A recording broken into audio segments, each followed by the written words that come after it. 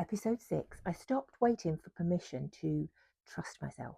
By day 6, something had settled in me that I hadn't expected. Not like a big moment, not a revelation, just a quiet, really real sense that I was different from the woman who'd started at the beginning of the week. And day 6 was the day I had to look at the practical reality of where I was. I had a masterclass coming up and I had 4 people registered for it.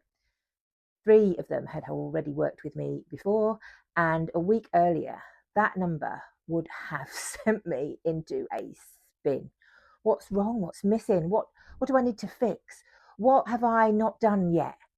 But something had shifted in how I was reading that information, because I could see now that what I couldn't see before was that there was 3 out of 4 people who had registered had already experienced me. They had worked with me and then chosen to come back. That is not failure. That is proof of concept. People who experience my work want more of it. And then came a question that stopped me. What if the most productive thing that happened this week was not something I did? What if it was becoming the woman who can sustain what she is building? Because if everything I had been hoping for had arrived at the start of the week, 100 members, a full masterclass, a business that looked exactly the way I wanted it to look, would I have been able to hold it in the same way I can now? And honestly, I think the answer to that was no. Something had shifted in me that week that was not visible, but was completely real. The internal architecture of a woman who trusts herself. There was a conversation that day about what I was actually good at, and it came back to the same thing that it always does. People don't remember my frameworks. They remember how they felt with me. They say, I held such beautiful space. I felt so safe. They do not describe what I taught them. They describe how they felt in my presence.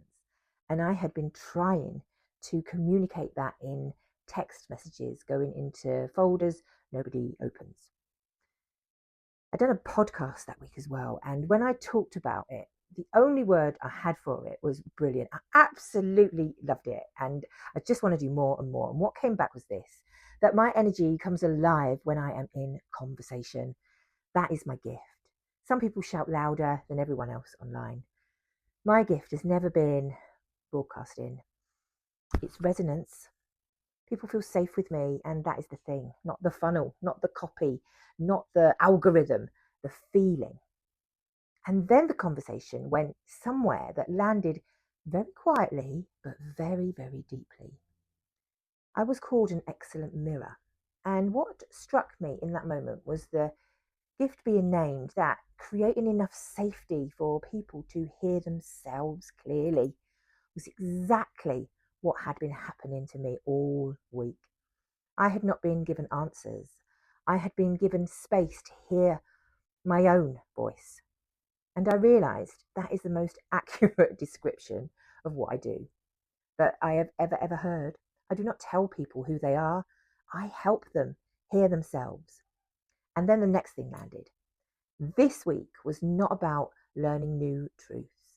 It was about recognizing old truths, not finding a missing piece, but realizing there wasn't one, not discovering a new path, but realizing I had been on the path all along. And my excitement felt different because of it. Because excitement used to be attached to outcomes, the number of registrations, the number of followers, the result that would finally prove it was working. Now it was attached to discovery.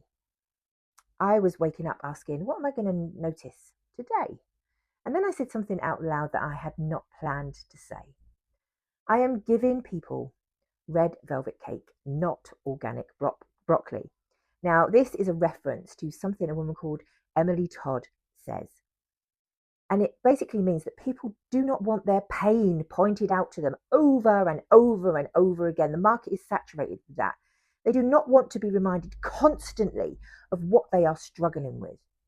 They want to know How is it going to feel when they get to the other side? The joy, the lightness, the coming home to themselves. That is the red velvet cake. And I realized I had been giving people red velvet cake all along. My clients, my sessions, every person who had ever told me they felt safe in my presence, every one of them had experienced it. I just had not been showing people that in the places where they could find me. And then something else arrived. It truly was a week of revelations. In that conversation, something I've been circling around all week without naming it. This year, I had started saying yes to things that felt good, not things that felt safe or logical or like the obvious next step, but things that sparked something in me. When I look back at what had actually arrived in my life this year from that decision, it was extraordinary. Connections I could not have planned, insights I could not have predicted, and a week of conversations that had quietly changed everything. I did not say yes because I knew where it was going. I said yes because something in me was curious, and then I stayed open enough to receive what arrived. That is not the same as saying yes to everything. The lesson is say yes to what feels right. And at the same time that all of that was unfolding, something else quiet was happening on Instagram. I had been spending more time there, not strategically, not to game an algorithm, just engaging because something resonated with me, commenting because I genuinely wanted to join the conversation. And people had started following me. Not in huge numbers, that's not what I'm looking for, not with fireworks, just quietly, one at a time. And a week earlier, I would have immediately turned that into a question. What does it mean? Will it continue? How many more? Now, I just noticed it with curiosity. The more I stop trying to force things and simply participate, the more life seems to respond. That same day, someone on Instagram refused to listen to a 4-second voice note I had sent. Her response was, I'm not even going to listen to that. And I blocked her and moved on. Before, that wouldn't have happened. And here's why I'm telling you that. Because a week earlier, that might have landed really differently and it would have ruined my day. I would have been thinking, what did I do? What did I do wrong? Does nobody want this? Instead, I thought, well, that was unpleasant, and carried on. Because she obviously was not a roadblock. She was a speed bump and a tiny, tiny small one. And her response said much more about her than it said about me.